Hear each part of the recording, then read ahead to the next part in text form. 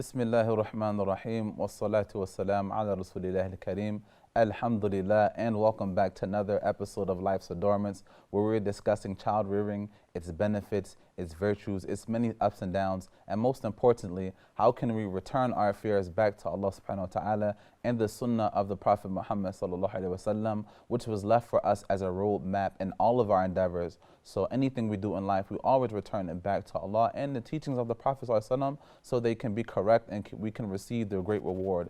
Allah subhanahu wa ta'ala said in the Quran, فَاسْتَقِمْ كَمَا أُمِرْتَ, be upright as I commanded you. So when it comes to upraising children correctly, we have to do it in accordance to Allah subhanahu wa ta'ala. So the first thing we were talking about that the child should learn is tarbiyya imaniya, to acculturate them to what is the correct belief, what is the correct way to understand and know Allah subhanahu wa ta'ala and know the Prophet Muhammad sallallahu alayhi wa sallam. To help us with these endeavors, we have Sheikh Assim alhakeem, who is a teacher at Zad Academy and KIU, and an imam and teacher for over 30 years. Bismillah, mashallah. Without further ado, we agree and introduce our that guest, Sheikh Assim alhakeem. Assalamu alaikum. Wa alaikum assalam wa rahmatullahi wa barakatuh. Okay, so let's get into this matter, inshallah ta'ala. We're talking about salah and tying the child's heart to the masjid, as we have the hadith, which inshallah I would like you to mention, about the ones who are under the shade of Allah subhanahu wa ta'ala, of His throne on the Day of Judgment. Bismillah ar-Rahman ar-Rahim, alhamdulillahi rabbil alameen, wa sallallahu wa sallam wa barak ala al-mab'uthi rahmatan lil alameen, nabiyyina Muhammadin wa ala alihi wa sahbihi ajma'een. The Prophet alayhi salatu wassalam told us that there will be 7 under the shade of Allah Azza wa Jal on the Day of Judgment, where there's no shade but His. And of course, the shade of Allah Azza wa Jal is an issue of dispute, whether it is Allah's shade or it is the throne's shade or it is a shade that Allah creates. And the most authentic opinion is that it is one of the attributes of Allah Azza wa Jal, so we leave it as it is. The Prophet said Allah's shades, then we have to believe in that as it is. And he mentioned among these 7 a young man whose heart is connected with the masjids, meaning that he finds no tranquility except by offering his prayer in the masjid and staying there most of his time. If we want success for our children, we usually think of how healthy they are. We think of their education and we select the best of schools. We think of what clothes they're wearing and what stylists they are having. And this is not what Allah wants us to only focus on. Rather, the priority should be to get closer to Allah Azza wa Jal. All of these things are okay. Take care of your child's health and wealth and education. This is cool, it's fine. But what is more important is whether your child is bound to go to Jannah or bound to go to Nar. And whether you have written the strategy that he should follow. So the strategy is done with. The implementation is the problem. So what is the strategy? The Prophet said, instruct your children to pray when they're 7 and beat them if they don't when they're 10. So you have to upbring your children to pray on time. And this is not difficult. When they're 7 years of age, you instruct them 5 times a day, 360 days a year, and for 3 years.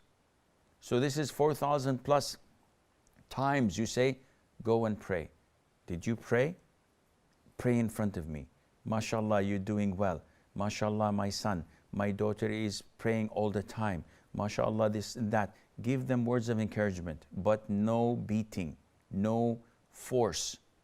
Just give them encouragement, reminders. And this goes for Fajr as well as Isha.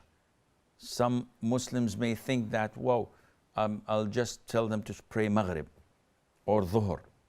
2 out of 5 is good. No, it's not good. You have to instruct them to pray even at an early age. So even the child is 7 years of age, you walk your child, your son, and take him to the masjid with you. Even at this early age, it is a little bit difficult, but come on. You would do exactly the same when it comes to his school without any problem. You would force him, you would shout at him to go to school because you know that his degree is dependent on it. But don't you know that paradise is dependent on his prayer? So you have to fix this into him. And if we look into the Sunnah, we would find that the Prophet ﷺ used to accompany his children, his grandchildren, to the masjid. Umama bint Abil As, his granddaughter, he used to carry her in prayer. Al-Hasan wal-Hussein, many times they come and interrupt his sermon. Sometimes he would carry them and deliver the khutbah while they're next to him. Al-Hasan in one incident was next to him, and the Prophet is preaching the people and looking at Hasan, then looking at the people, looking at Hasan. He loves the child. And he said that this son of mine is a Sayyid. He's a master, and Allah would reconcile between two big factions of the Muslims and would stop a war. And this is what had happened. So encouraging the children to go to the masjid where they feel that this is the origin of Islam, where they can see that the Muslims are gathering, whether they're black or white, whether they're rich or poor, whether they're locals or immigrants, they're all Muslims. No differences. The first row is not for the locals. It's for anyone that comes first. Unlike in other places where you give priorities to the locals or to the people who are wealthy or influential. In Islam, it's different. The house of Allah, this masjid, is for everyone. So they can see the beauty of Islam manifested in front of them. They are also taught at an early age that everything is dependent on your prayer. How is that? The Prophet said, ﷺ, the first thing a person is held accountable on the Day of Judgment is salat, is prayer. So if it is fixed and good, then all of his good deeds are past.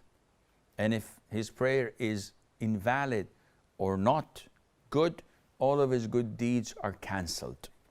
So this shows the child from an early age that prayer is important. Now one would say, what is the importance of prayer? Akhi, Muslims pray 5 times a day. This is the minimum. This is the prerequisite of being a Muslim. And when they pray 5 times a day, it's energizing their heart.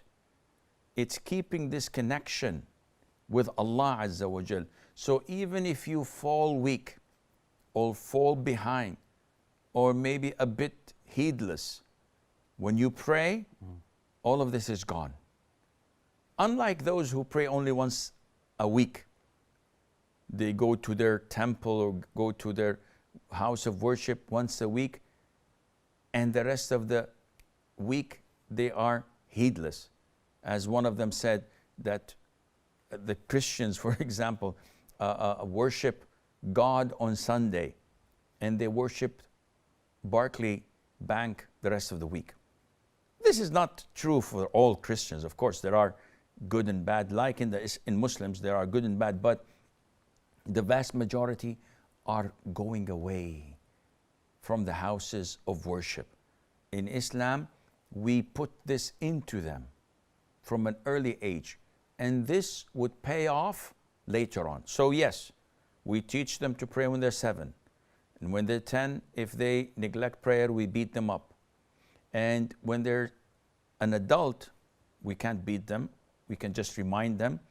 And if they go astray, Salat will bring them back to Islam 5, 10 years later on. So even if they divert a little bit, even if they forget a little bit, inevitably with the dua of the parents and with the prayer that these children continue to pray, yet they're heedless, they do sins, but they pray, it will inevitably bring them back to the straight path. Yeah, just for clarification, because in the Western context, when we say beat them up, that implies like bloody nose and broken ribs. That's what beat them up means, but I'm sure that's not what you intended. No, the Prophet ﷺ explained to us, as did the companions of the Prophet, that such beating up is not with a baseball bat.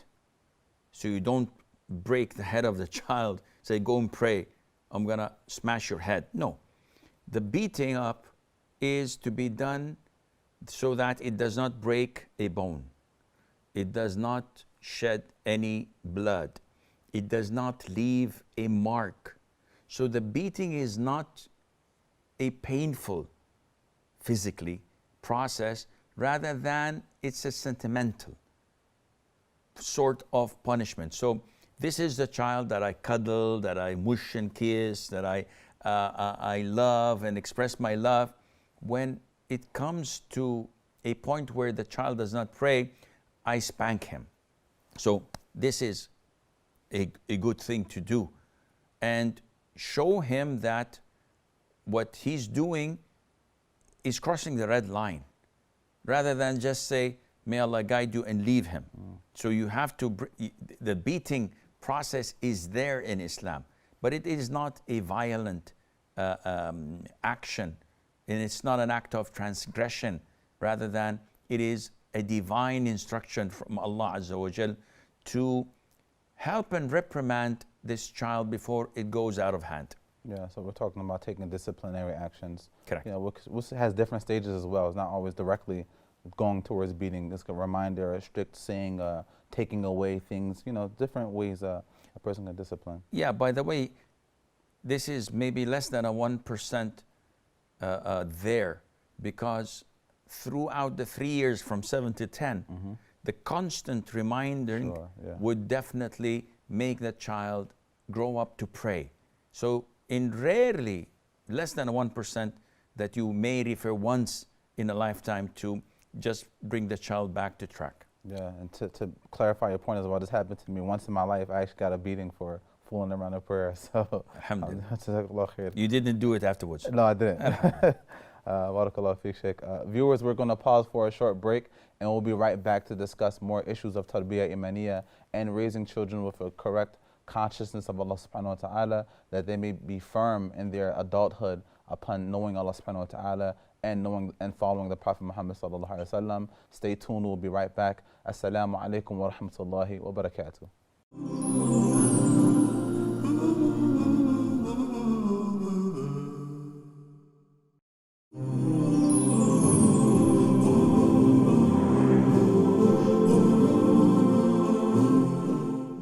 Bismillah ar-Rahman ar-Rahim. Assalamu alaikum wa rahmatullah. Welcome back to our second segment of Life's Adornments, where we're talking today about tarbiyah imaniyah and raising the children in a way that is according to the tradition of the Prophet Muhammad sallallahu alaihi wasallam and what Allah came with in his kitab, in his book.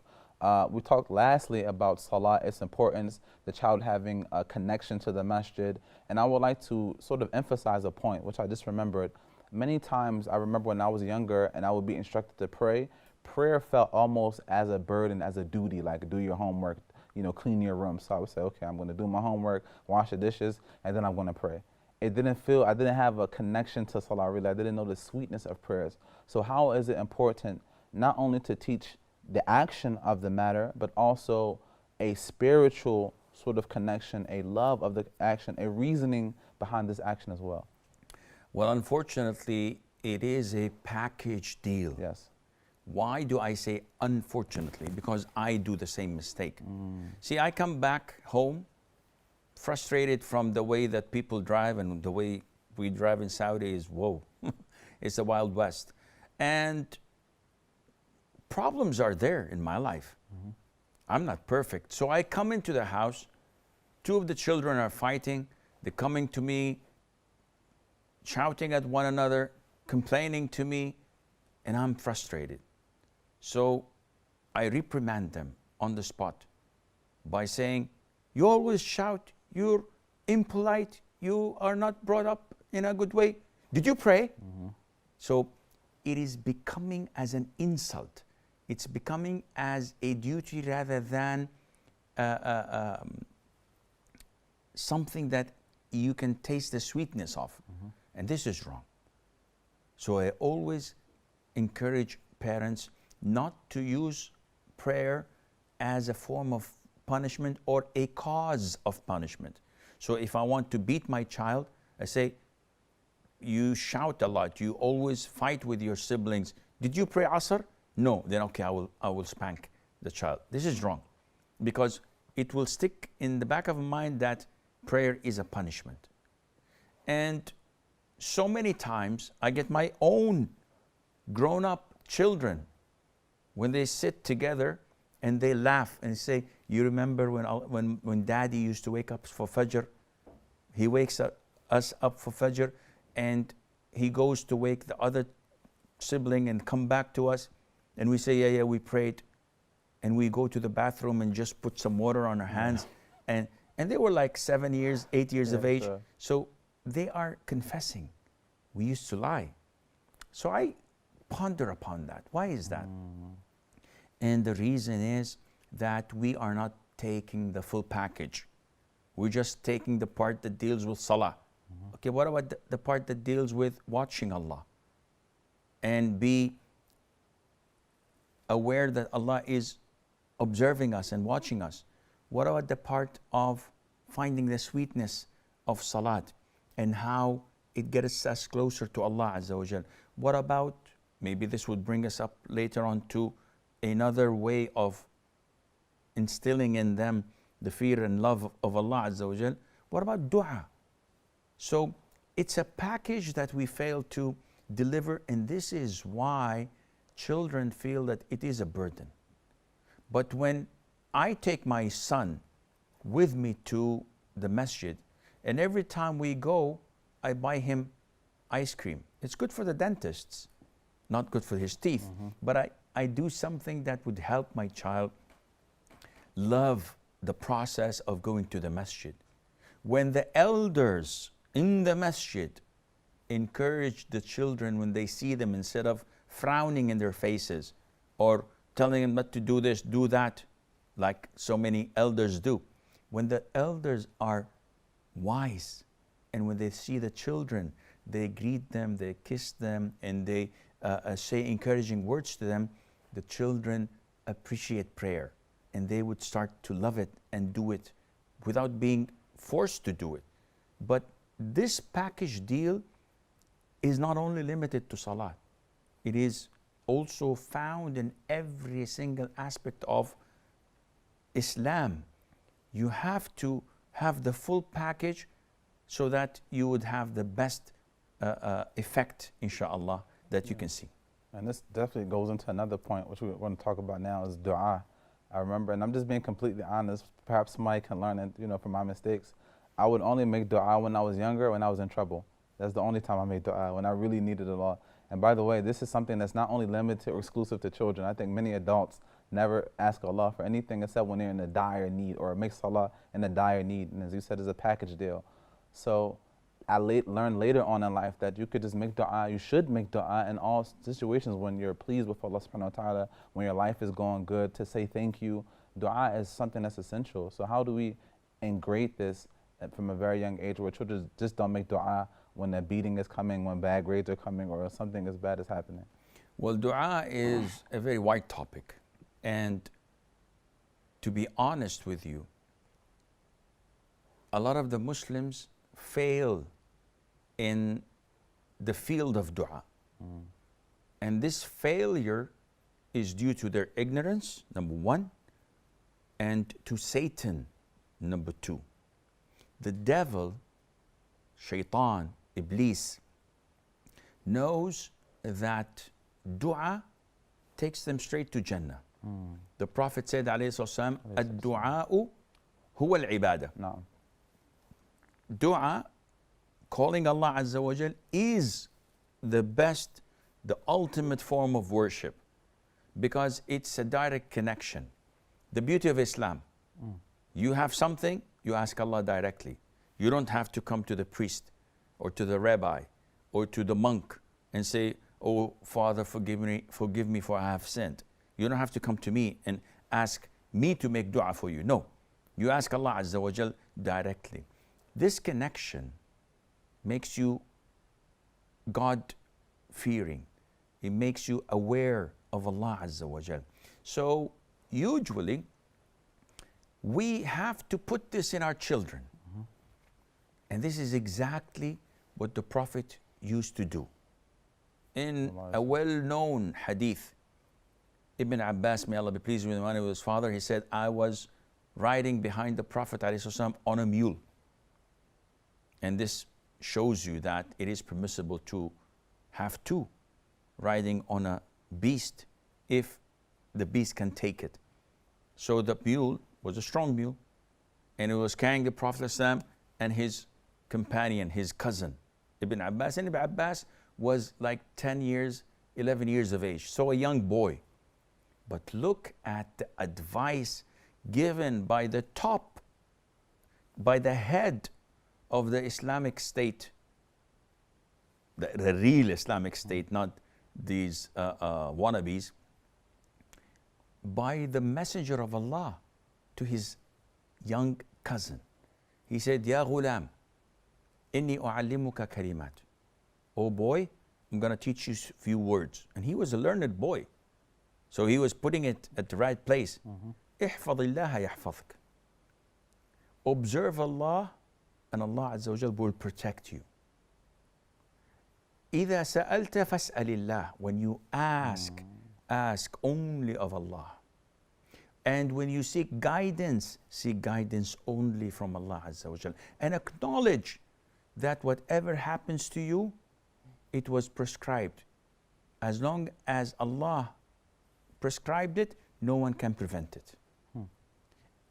The hadith is long and it has so many lessons we can learn from, but the biggest lesson is that the Prophet ﷺ, in his 60s, taking the time off to teach this child something that helped in making this child one of the greatest scholars of all times.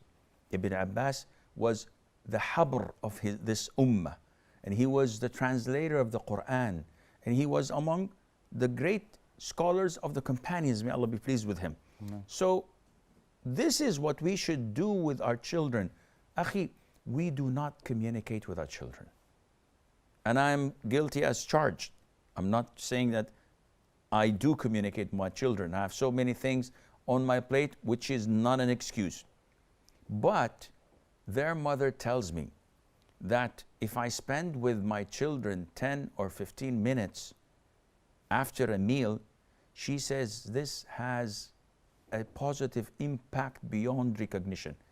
She tells me, you remember the time we sat after dinner and you told them about an experience you had or an incident that took place or something you shared with them? They spoke about it for days, learning from it, getting lessons from it. She says, you can change the children more than I do. And this is true because she sits with them 24/7. While I don't. So putting this into the children whenever they want something, and I can give it to them, but I say, make dua for Allah Azza wa Jal. They would relate that, okay, I made dua, Allah made it happen. And this is the truth. So many times as ungrateful Muslims, we tend to say, Ya akhi, I made 2 or 3 du'as, Allah never responded to me. Allah never answered. I've been asking Allah for 10 years for something and it never happened. Subhanallah. Can you please count the things that you ask Allah to happen? And if you put your mind to it, you'll find that there are thousands of things that Allah made happen to you. But because you're ungrateful, humans are ungrateful by nature, we don't remember the good things. We only remember the bad things. So Yeah, I ask Allah Azza wa Jal for this and this and this, and it never happened. Though I ask Allah for thousands and thousands of things, and it all came through, alhamdulillah. So we have to put this in the children. Ask Allah Azza wa Jal to make it easy for us to go to the fun fairs. Ask Allah Azza wa Jal to make it easy for us to find the brand of ice cream you want in the supermarket. Say, may Allah Azza wa Jal make it easy to buy a new car. And the child does this. And I've seen this hundreds of times. Children of 5 or 6 years of age, when they're talking to you, they would do this. Ya Rab, do this and that. Ya Rab, we managed to go to Mecca or to Medina. And I'm looking at, what is this child doing? They know that the way to answer their needs and to attain it and obtain it is through dua. If we manage and succeed in putting this in our children's hearts so that they relate to Allah, excuse me, this would definitely add a lot of value when they grow up. Yeah, we even learn that the izzah, the dignity of the Muslim is in being free of people, is being able to only rely on Allah subhanahu wa ta'ala. Correct. So this is a very crucial point, and alhamdulillah, jazakallah khair for another amazing session. May Allah reward you.